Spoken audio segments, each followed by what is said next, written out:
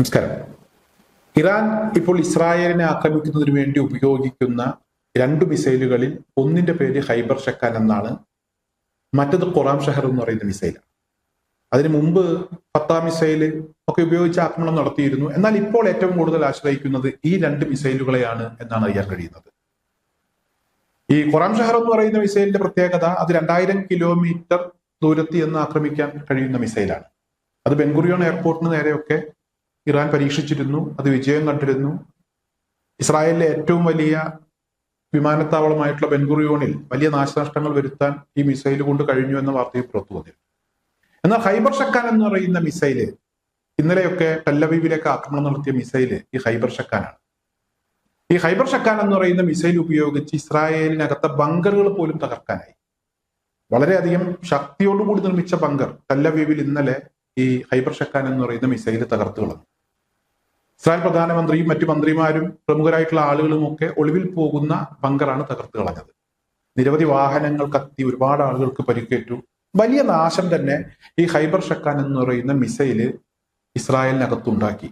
അതാണ് ഇപ്പോൾ പുറത്തു വരുന്ന ഏറ്റവും പ്രധാനപ്പെട്ട വിവരം. ഇനി തുടർച്ചയായി അത്തരത്തിലുള്ള മിസൈലുകൾ ഉപയോഗിച്ച് തന്നെ ആക്രമണം നടത്തും എന്നാണ് ഇറാൻ പറയുന്നത്. കാരണം അത്ര വലിയ പ്രഹരം ശത്രുവിനെ ഏൽപ്പിക്കാൻ അവർക്ക് കഴിഞ്ഞു. അമേരിക്കൻ ബേസുകൾക്ക് നേരെയും അമേരിക്കൻ കപ്പലുകൾക്ക് നേരെയും ഇസ്രായേലിനകത്ത് ബങ്കറുകൾക്ക് നേരെയും ഒക്കെ ഈ ഹൈബർ ഷക്കാൻ മിസൈൽ ഉപയോഗിച്ച് ആക്രമിക്കും എന്ന് ഇറാൻ വ്യക്തമാക്കിയിട്ടുണ്ട്. ഹൈബർ ഷക്കാൻ എന്ന് പറയുന്ന മിസൈലിന്റെ വാർഹെഡ് എന്ന് പറയുന്നത് 1 ടൺ ആണ്, 1 ടണ്ണാണ്. അതേസമയം ഖുറാം ഷഹർ എന്ന് പറയുന്ന മിസൈൽ 2000 കിലോമീറ്റർ അകലെ ചെന്ന് ആക്രമിക്കാൻ കഴിയുന്ന മിസൈലിൽ 2 ടൺ വാർഹെഡാണ് ഇവിടെ അതിലുപയോഗിക്കാൻ കഴിയുന്നത്. വലിയ പ്രഹരശേഷിയുണ്ട്, വലിയ ആക്രമണങ്ങൾ നടത്താൻ കഴിയും, ഒരുപാട് നാശനഷ്ടങ്ങൾ ഉണ്ടാക്കാൻ ഈ മിസൈലുകൾക്ക് കഴിയും എന്ന കാര്യം ഇതിനോടകം വ്യക്തമായിട്ടുണ്ട്. നമ്മൾ മാധ്യമങ്ങളിലൊക്കെ വരുന്ന വാർത്തകൾ വലിയ നാശനഷ്ടങ്ങൾ ഇസ്രായേലിനകത്ത് ഉണ്ടായിട്ടുണ്ട് എന്നുള്ളത് തന്നെയാണ്. അത്തരത്തിലുള്ള ഒരു മിസൈലാണ് ഈ പറഞ്ഞ 2 മിസൈലുകൾ. ഞാനിവിടെ പറയാൻ പോകുന്നത് ഹൈബർ ഷക്കാൻ എന്ന് പറയുന്ന മിസൈലിന്റെ പേരുമായി ബന്ധപ്പെട്ട് ചില കാര്യങ്ങളാണ്. ഹൈബർ എന്ന് പറഞ്ഞാൽ ഇവിടെ ഒരു സ്ഥലത്തിന്റെ പേരാണ്. ഷക്കാൻ എന്ന് പറഞ്ഞാൽ അതിന്റെ അർത്ഥം തകർപ്പൻ എന്നാണ് അർത്ഥം. ഹൈബർ എന്ന് പറയുന്ന പേര് ഒരിക്കലും ഇവിടെ ഇസ്ലാം മത വിശ്വാസവുമായി ബന്ധപ്പെട്ട് നിൽക്കുന്ന ആളുകൾക്ക്, അതുപോലെ തന്നെ ചരിത്രം പഠിച്ച ആളുകൾക്കൊന്നും ഹൈബർ എന്ന് പറയുന്ന പേര് മറക്കാൻ കഴിയില്ല. ഇസ്ലാമിന്റെ ചരിത്രത്തിലെ പ്രധാനപ്പെട്ട ഒരു യുദ്ധം ഹൈബറിലാണ് നടന്നത്. അലി ഇബ്നു അബി താലിബ് എന്ന് പറയുന്ന 4ാമത്തെ ഖലീഫയാണ് ഈ യുദ്ധം നയിച്ചത്. 4ാമത് ഖലീഫയായിരുന്ന ആളാണ് യുദ്ധം നയിച്ചത്. 14,000-ഓളം വരുന്ന ജൂത സൈന്യത്തോടാണ് ഇവിടെ 1600-ഓളം വരുന്ന മുസ്ലിം പക്ഷത്ത് നിൽക്കുന്ന ആളുകൾ ഏറ്റുമുട്ടിയത്. ആ യുദ്ധത്തിൽ ഇവിടെ മുസ്ലിങ്ങൾക്ക് വിജയമുണ്ടായി. 20ഓളം ആളുകൾ മുസ്ലിങ്ങളുടെ പക്ഷത്ത് അവർ ഇവിടെ രക്തസാക്ഷികളായി. അതേസമയം 93 ആളുകളാണ് എതിർപക്ഷത്ത് കൊല്ലപ്പെടുന്ന സാഹചര്യം ഉണ്ടായത്. ഹൈബർ യുദ്ധം എന്ന് പേര് വരാൻ കാരണം ഞാൻ പറഞ്ഞു, ഹൈബർ എന്ന് പറയുന്ന ഒരു സ്ഥലത്ത് വെച്ചാണ് യുദ്ധം ഉണ്ടാകുന്നത്. എന്തിനാണ് ആ യുദ്ധം ഉണ്ടായത് എന്ന് ചോദിച്ചാൽ നമുക്ക് ഇപ്പോഴത്തെ സാഹചര്യങ്ങളുമായി ചില കാര്യങ്ങൾ പറയാൻ കഴിയും.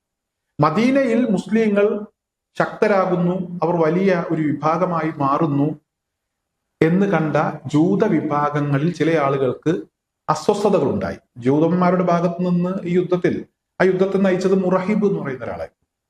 അങ്ങനെ മുസ്ലിങ്ങൾ ശക്തി പ്രാപിക്കുന്നു എന്ന് കണ്ടപ്പോൾ ജൂതന്മാർക്ക് മുസ്ലിങ്ങളുമായി യുദ്ധം ചെയ്യണം എന്നുള്ള ഒരു തോന്നലുണ്ടായി. ഹൈബറിലേക്ക് ഇവിടെ അലി ഇബ്നു അബി താലിബ് യുദ്ധം നയിച്ചു. അവിടെ ജൂതന്മാരെ സംബന്ധിച്ചിടത്തോളം അവർക്ക് വലിയ കോട്ടകൾ ഉണ്ടായിരുന്നു. ഈ കോട്ടകളിലൊക്കെ ഒരുപാട് കാലത്തോളം ഭക്ഷണം കഴിക്കുന്നതിന് വേണ്ടിയുള്ള സംവിധാനങ്ങൾ അവർ ഒരുക്കിയിരുന്നു, വെള്ളം ഒരുക്കിയിരുന്നു. അതുകൊണ്ട് തന്നെ ഒരു പ്രശ്നമുണ്ടായാൽ കോട്ടയ്ക്കകത്തേക്ക് ഉൾവലിഞ്ഞാൽ അവർക്ക് വർഷങ്ങളോളം അവിടെ ജീവിക്കാൻ കഴിയും. അത്ര വലിയ സംവിധാനങ്ങൾ അവർ ഒരുക്കിയിരുന്നു. അങ്ങനെ ഇവിടെ അലി ഇബ്നു അബി താലിബ് നേതൃത്വം കൊടുക്കുന്ന ടീമും അതുപോലെ തന്നെ അപ്പുറത്ത് മുറഹിബ് നേതൃത്വം കൊടുക്കുന്ന ജൂതന്മാരും ഏറ്റുമുട്ടി. ആദ്യ ഏറ്റുമുട്ടലിൽ അവർ പരാജയപ്പെട്ടു. അവർ കോട്ടയ്ക്കകത്തേക്ക് വലിഞ്ഞു. കോട്ട ഉപരോധിച്ചു ഇവിടെ മുസ്ലിം സൈന്യം. അങ്ങനെ കോട്ട ഉപരോധിച്ചപ്പോൾ ഇവർ വീണ്ടും അപ്പുറത്ത് മറ്റൊരു കോട്ടയിലേക്ക് മാറി. അങ്ങനെ ആ കോട്ടയും ഉപരോധിച്ചു. എന്തായാലും ഇവിടെ ഈ കോട്ടകളൊക്കെ തകർത്ത് മുസ്ലിം സൈന്യം മുന്നേറി. അവർക്ക് ഭക്ഷണവും വെള്ളവും ഒന്നും കിട്ടാത്ത സാഹചര്യം ഉണ്ടായി. അവസാനം മുസ്ലിം പക്ഷത്തിന് അവരുടെ ഭൂമിയുടെ ഒരു ഭാഗവും അതുപോലെ തന്നെ നികുതിയും ഒക്കെ കൊടുക്കേണ്ട ഒരു സാഹചര്യം ഉണ്ടായി. അങ്ങനെയാണ് ആ യുദ്ധം അവസാനിക്കുന്നത്. അവിടെ മുസ്ലിം പക്ഷത്തുള്ള ആളുകൾ വിജയിക്കുകയാണ് ഉണ്ടായത്. അതായത് ജൂത വിഭാഗത്തിൽപ്പെട്ട ആളുകളുടെ കോട്ട കീഴടക്കി ഹൈബർ യുദ്ധത്തിൽ. ആ കോട്ടകളൊക്കെ പൊളിച്ച് ആ കോട്ടയ്ക്ക് അകത്തേക്ക് കയറി അവിടെ കൊടി നാട്ടാൻ മുസ്ലിം പക്ഷത്തിന് കഴിഞ്ഞു. ഇവിടെ ഇപ്പോഴത്തെ യുദ്ധവുമായി ബന്ധപ്പെട്ട് പറയുകയാണെങ്കിൽ അമേരിക്കയും ഇസ്രായേലും സംയുക്തമായി ചേർന്നാണ് ഇറാനെ ആക്രമിക്കുന്നത്. ഈ യുദ്ധവുമായി ബന്ധപ്പെട്ട് ഇസ്രായേലിന്റെ ഒരു ആശങ്കയാണ് യുദ്ധത്തിലേക്ക് വഴിവെച്ചത്. അതായത് ഇറാൻ കൂടുതൽ ശക്തി പ്രാപിക്കുന്നു, ഇറാന് കൂടുതൽ ആയുധങ്ങൾ കൈവശപ്പെടുത്താൻ കഴിയുന്നു, അല്ലെങ്കിൽ അവരുടെ പക്കൽ അണുവായുധം എത്തും അല്ലെങ്കിൽ ഉണ്ട് എന്നൊക്കെയുള്ള ആശങ്കയുടെ പുറത്താണ് യുദ്ധം ഉണ്ടാകുന്നത്. അമേരിക്കയെ യുദ്ധത്തിലേക്ക് കൊണ്ടുവരുന്നത് ഇസ്രായേൽ തന്നെയാണ്. ഇസ്രായേലിന്റെ ആശങ്കയാണ് കാര്യങ്ങൾ യുദ്ധത്തിൽ കലാശിച്ചത്. ചർച്ചയുമായി ബന്ധപ്പെട്ട് മുന്നോട്ട് പോകുമ്പോൾ ഇപ്പോൾ ഇറാന്റെ ഭാഗത്ത് നിന്ന് വരുന്ന ഒരു പ്രതികരണം അതാണ്. ചർച്ചയുടെ ഭാഗമായി ഇനി ഇറാനെ ആക്രമിക്കില്ല എന്ന് അമേരിക്ക ഉറപ്പിച്ചു പറഞ്ഞ് ആ പറഞ്ഞതിന്റെ ചൂടാറിയിട്ടില്ല, ഇല്ലെങ്കിൽ അത് ആ പറഞ്ഞ് നാവ് അകത്തേക്ക് ഇട്ടിട്ടില്ല. അതിനു മുമ്പ് അമേരിക്കയും ഇസ്രായേലും ചേർന്ന് ഇറാനെ ആക്രമിച്ചു, അതുകൊണ്ട് ഇനി അവരുമായി ചർച്ചയില്ല എന്നാണ് ഇറാൻ പറയുന്നത്. എന്തായാലും അങ്ങനെ ഒരു യുദ്ധം ഉണ്ടായത് അത് ഇസ്രായേലിന് വേണ്ടിയാണ് എന്ന കാര്യത്തിൽ തർക്കമില്ല. ഇവിടെ ഇറാൻ കൂടുതൽ അവർ ശക്തി പ്രാപിക്കുന്നു, അവരുടെ പക്കൽ കൂടുതൽ ആയുധങ്ങൾ എത്താൻ സാധ്യതയുണ്ട്, അണുവായുധം ഉണ്ടാകാൻ സാധ്യതയുണ്ട് എന്നൊക്കെ പറഞ്ഞാണ് ഇപ്പോഴത്തെ യുദ്ധം. അന്നത്തെ യുദ്ധം എന്ന് പറഞ്ഞാൽ അത് മുസ്ലിങ്ങൾ ശക്തി പ്രാപിക്കുന്നു എന്നതിന്റെ ഭാഗമായിട്ട് തന്നെയാണ്. എന്നാലും അന്നത്തെ ആ യുദ്ധത്തിൽ കോട്ടകളാണ് കീഴടക്കിയത്. ഇന്നും ഇവിടെ ഇപ്പോഴത്തെ യുദ്ധവുമായി ബന്ധപ്പെട്ട് പറയുകയാണെങ്കിൽ ഇസ്രായേലിലെ ഏറ്റവും പ്രധാനപ്പെട്ട ഒരു ബങ്കർ, ഒരു കോട്ട ഇവിടെ ഇറാന്റെ ഈ മിസൈൽ തകർത്തിരിക്കുകയാണ്. ഖൈബർ ഷക്കാൻ എന്ന് പറയുന്ന മിസൈൽ തകർത്തിരിക്കുകയാണ്. ഖൈബർ എന്ന് പറയുന്ന പേര് ഇതിന് വരാനുണ്ടായ ഒരു കാരണം അലി ഇബ്നു അബീ ത്വാലിബ് നയിച്ച ആ യുദ്ധം, ഖൈബറിലാണ് ആ യുദ്ധം നടന്നത്.